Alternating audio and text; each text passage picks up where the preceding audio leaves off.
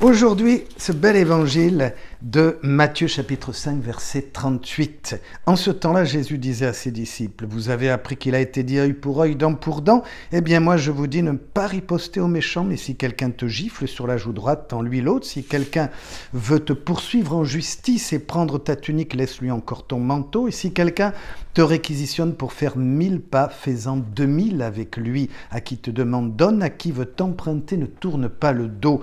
Vous avez appris qu'il a été dit, tu aimeras ton prochain et tu haïras ton ennemi. Eh bien moi je vous dis, aimez vos ennemis, priez pour ceux qui vous persécutent, afin d'être vraiment des fils de votre Père qui est dans les cieux, qui fait lever son soleil sur les bons et les méchants, la pluie sur les justes et les injustes. En effet, si vous aimez ceux qui vous aiment, quelle récompense méritez-vous? Les publicains eux-mêmes en font autant. Si vous saluez vos frères, que faites-vous d'extraordinaire? Les païens eux-mêmes n'en font-ils pas autant? Vous donc, vous serez parfaits comme votre Père céleste est parfait. Mes amis, Dieu nous montre le cœur de la vie chrétienne. On va aller à l'essentiel. Et je voudrais le voir de deux manières. D'abord, ce que nous sommes capables de faire, nous, humainement, avec nos forces humaines, et pourtant avec ce que Dieu nous a donné. Aimer ceux qui nous aiment, pardonner quand on peut, saluer ceux qui nous saluent. Avec quelques efforts, nous pouvons souhaiter du bien. C'est ça, aimer de manière humaine. Comme le dit le texte, première lecture, premier commandement que nous donne Jésus, tu as été dit œil pour œil, dent pour dent. Moi je vous dis de ne pas riposter aux méchants, c'est-à-dire de ne pas avoir de rancœur pour les autres. Mais mes amis, nous ne pouvons pas résister à cette blessure naturelle, cette blessure profonde que nous avons qui fait que celui qui cherche à nous nuire, celui qui ne nous aime pas, va générer en nous de l'inimitié, parfois de la peine, une envie de répondre au mal par le mal. Voyez, cette blessure que nous avons, comment en sortir? Et c'est là que Jésus nous parle. Il va nous dire deux choses, ce que nous sommes, ce que nous pouvons faire. Eh bien, ce que nous sommes, la première lecture du livre de Joël dit « Soyez saints, car le Seigneur Dieu est saint ». Saint vient d'une racine de l'hébreu, kadosh, qui veut dire accompli, sacré. Nous sommes Dieu, nous sommes le chef-d'œuvre de la création. Dieu donne et souffle son haleine de vie qui est sa divine volonté. Il nous laisse en nous ce don précieux, cette divinité que nous avons renouvelée par la vie de la foi, par le baptême, les sacrements.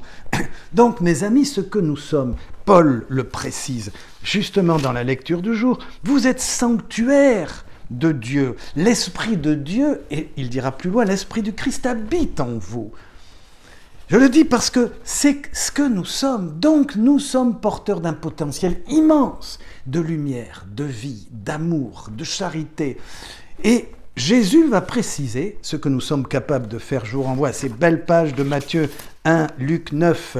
Apporter la paix aux autres, éloigner le mal, exorciser les gens habités par le démon, guérir les malades, prier pour eux, leur imposer les mains, les consoler quand ils sont dans la peine, sortir les angoissés, les désespérés, leur redonner confiance. Celui qui accueille l'Esprit de Dieu, qui se laisse habiter par Dieu, est capable de faire cela, mes amis. Ça, c'est ce que nous sommes capables de faire.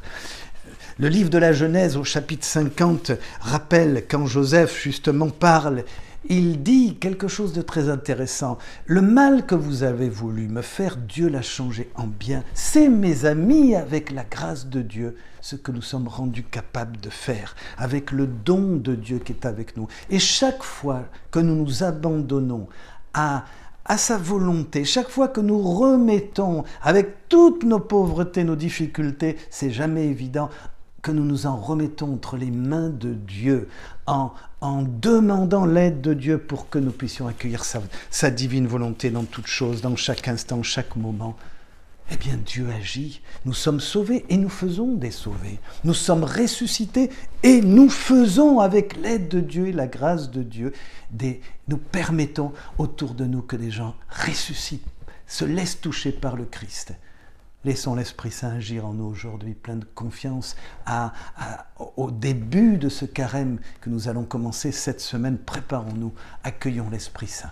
Amen.